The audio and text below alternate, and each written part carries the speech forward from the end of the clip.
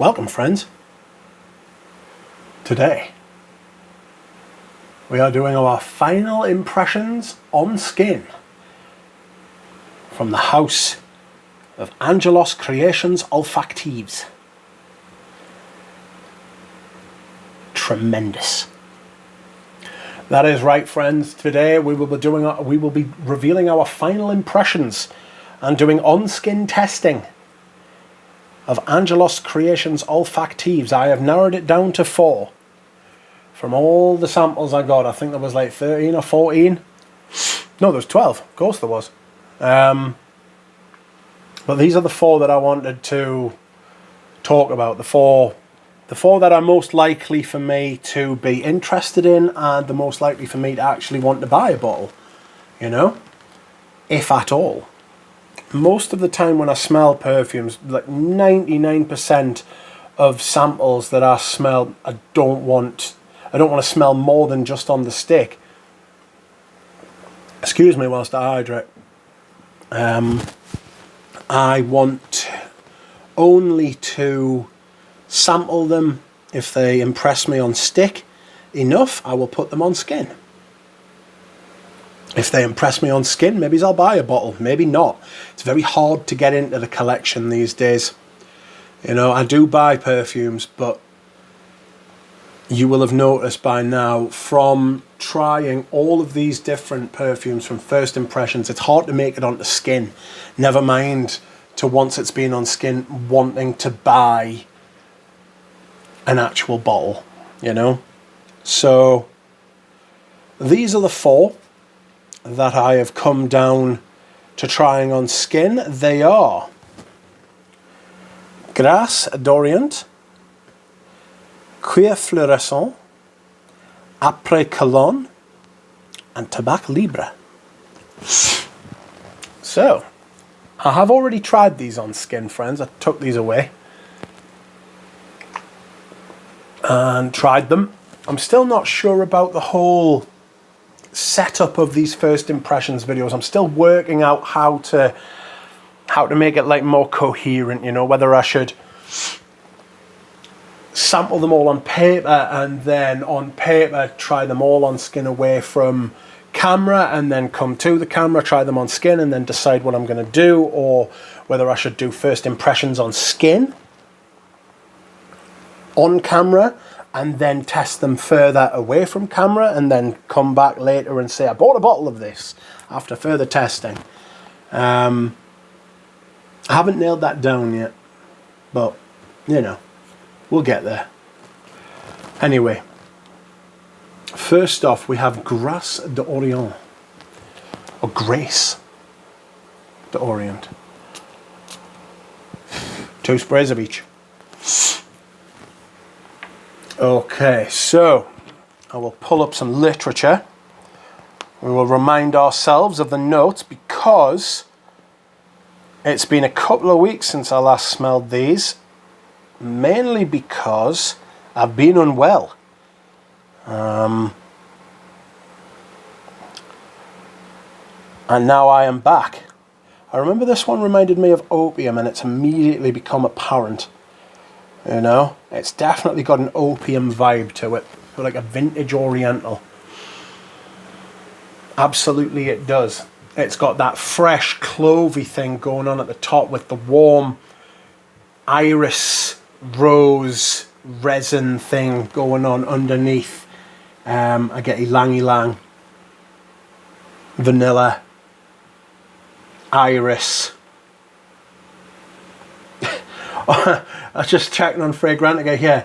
It says like it shows the notes, and one of the notes is simply purple. You know, it just says purple. So, does it smell purple?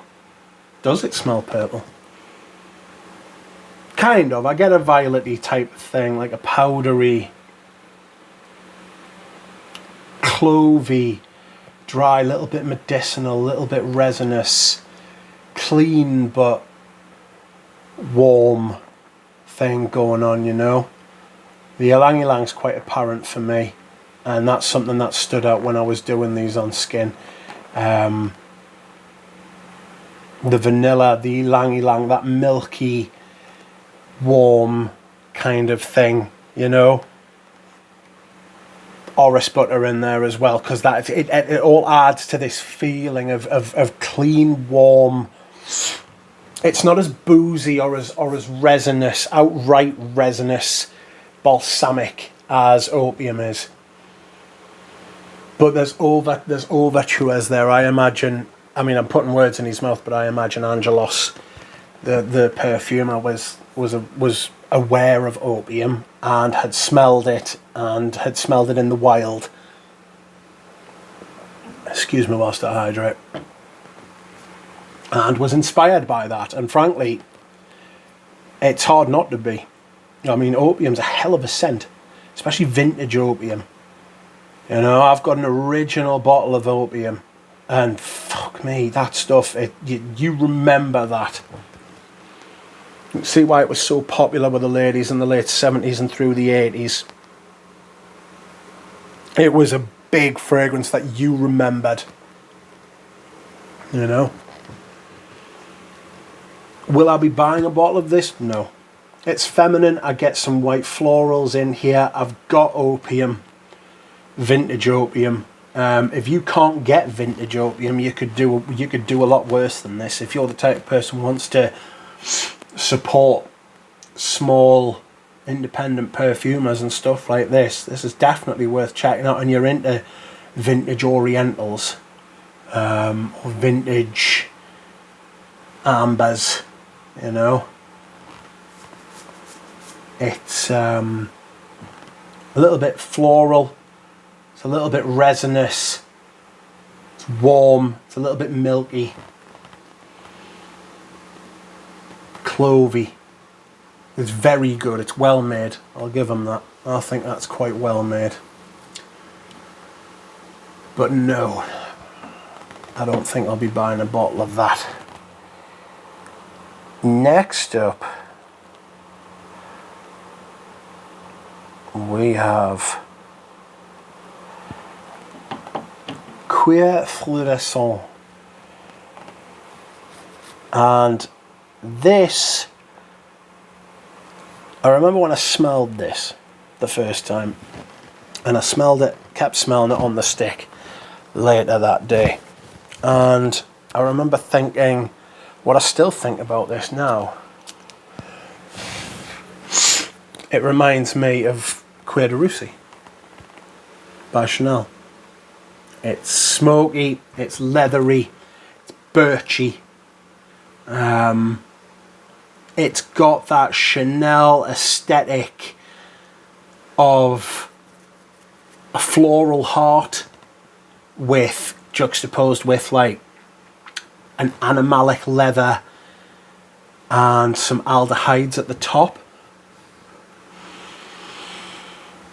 It's fresh at the top. You get the violet, the rose, the aldehydes, neroli, the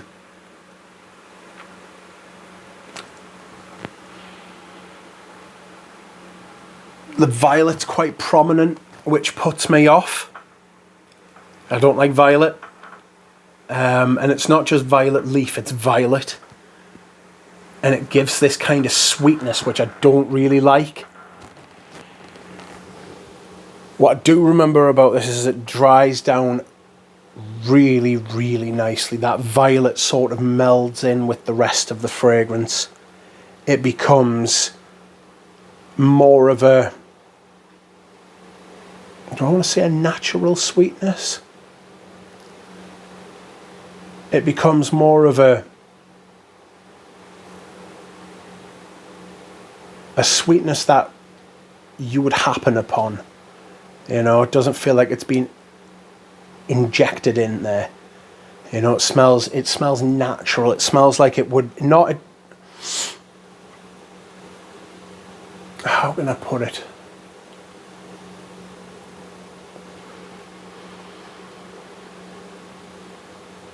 It smells like something that you could smell in the wild rather than in a perfume, you know? It doesn't smell out of place. but at the beginning, it kind of does. At the beginning, there's a lot going on, toing and froing.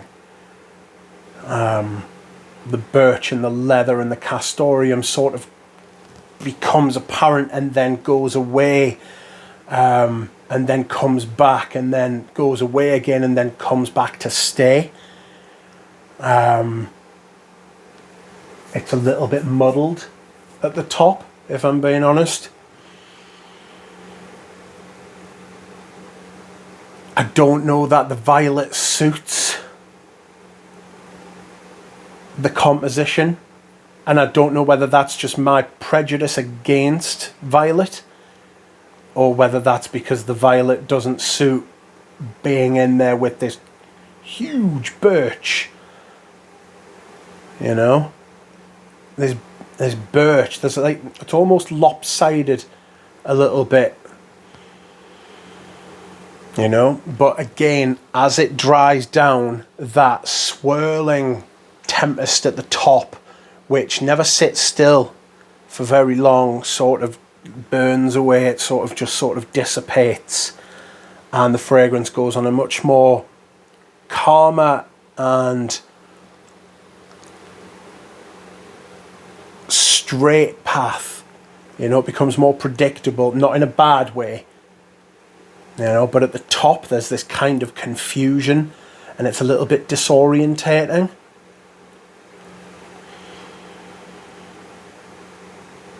Again, the materials are really good.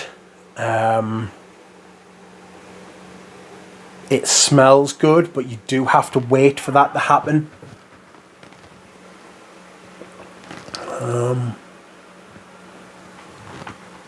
So yes, again, a good fragrance, but not something I would buy. I have a vintage Cuir de Russie, and to be honest, you don't need a vintage Cuir de Russie to experience this fragrance. You will have smelled this before, minus a couple of the flashes of violet, a bit of mimosa, the violet leaf, you know, and this kind of sweetness. Imagine Cuir de Russie with sweet florals in it. So, I shan't be buying a bottle of that either.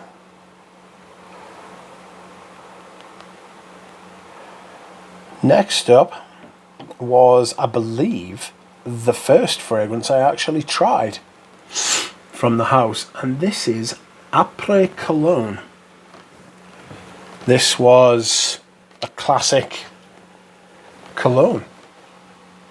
Citrusy. I missed that first one, didn't I? How you miss from like 6 inches away from your arm, but there we are. This is the first one, and I quite enjoyed it.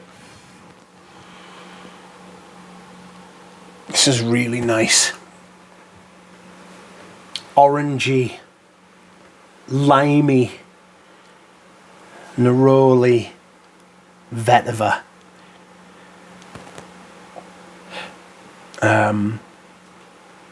It smells quality, it smells nice. It smells better on skin than it does on paper. The vetiver oil used here, I think, is good quality, very good quality. Because it's easy to make an ordinary vetiver because there's so many of them. It's bright, it's happy, it's got that all citrus at the top. Orange, bergamot, lemon, lime, grapefruit sort of thing, and then it's got the floral sort of aspect in the middle, like neroli, petitgrain. There's also a note of tea tree oil in here, which gives it this kind of cleansing like clear, like you use like tea tree oil for like cleaning sort of things. Do you know what I mean? It's very good, naturally occurring cleaning product, and it can sort of like cleanse your sinuses. And it's got a little bit of that to it, but not too much. I imagine it will be really easy to fuck that up. Put in like a note of tea tree oil, and just because a little bit of that shit goes a very long way in real life, you know. I wouldn't have thought there's actual tea tree oil in here, or if there is, it must be used in a very small dose. So to be able to actually use that and get it to work is impressive, and I remember that. It works with the vetiver really well, because you can get vetiver to do this green clean thing, and that's what I remember about this fragrance. I really like this. I really like this. If I remember correctly, which I'm not sure that I do, the guy said that he had his own citrus accord. What was it? Proprietary citrus accord with 7 different citrus oils.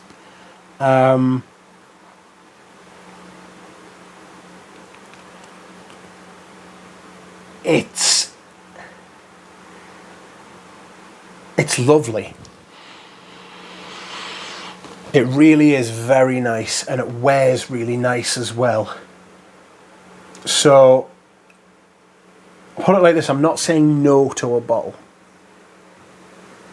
Will I go out and buy one? I don't know. Maybe. If I do, I will come back and do an unboxing. So we will see. Now, last but certainly not least,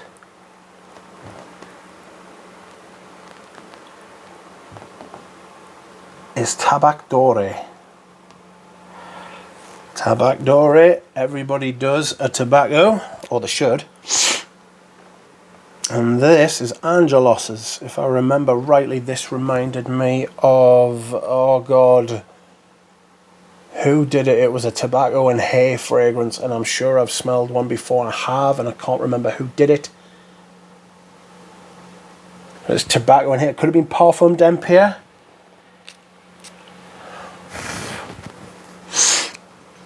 But this was sweet.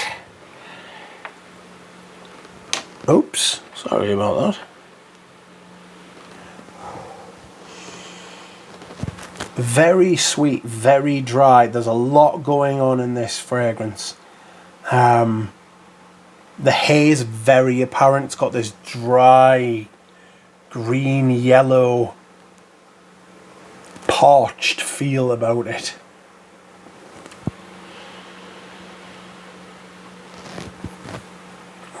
Osmanthus, I get this slightly leathery floral thing going on, like a rubbery leather. That's what I get from Osmanthus. I get like a rubbery leather, you know, like a latexy kind of thing, stretchy leather.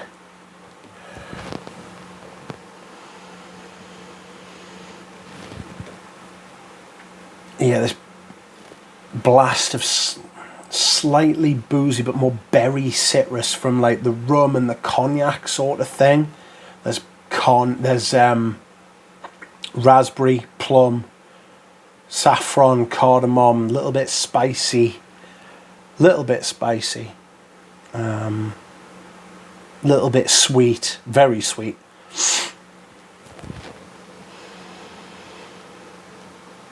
And I like this. And if you're into indie or niche fragrances,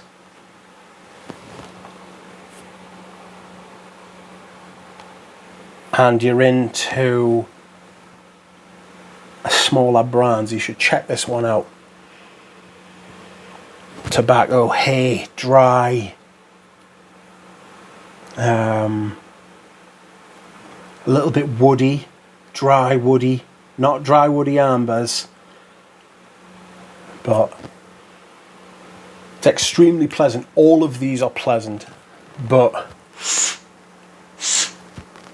not something, I don't think this is something that I would buy. That sweetness, that tobacco, sweet tobacco berry sort of thing. It's not like tobacco vanille, but imagine a cross between tobacco vanille and like the sweetness of Tuscan leather with the dry tobacco richness of tobacco vanille. And it's very hard to, once you've smelled that, undo that, you know. So I think I can rule out buying a bottle of this as well. Which leaves us with one. Après Cologne, friends. Après Cologne. Stay tuned, because I might buy a bottle of Après Cologne. I don't know. I'm going to see how big the bottles are, how much they are. Forget how much the bottles are. I said this in one of the previous videos. Give me a sec. We'll do a quick Google search. Après Cologne Angelos. 125 euros on his website. How big's the bottle? 30 mils. 30 mils for 125 euros. That's not cheap, mate. That's not cheap.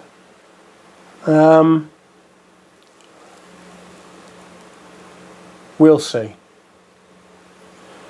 Because if it was, even if it was 75 mil, I'd be much more inclined to spend that kind of money. I appreciate it's a small brand. I appreciate its great ingredients. But that's a lot of money for a cologne. So, maybe I won't buy a bottle. I do take price into account, I must admit.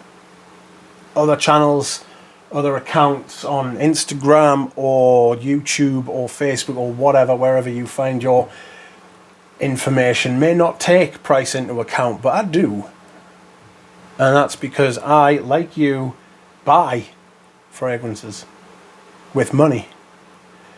I don't get them sent. I don't want them sent, because I think that taking the financial aspect away removes a vital component of what makes a product worth owning or not. In fact, it's probably the most important aspect, whether it's worth the money. And you can't give a real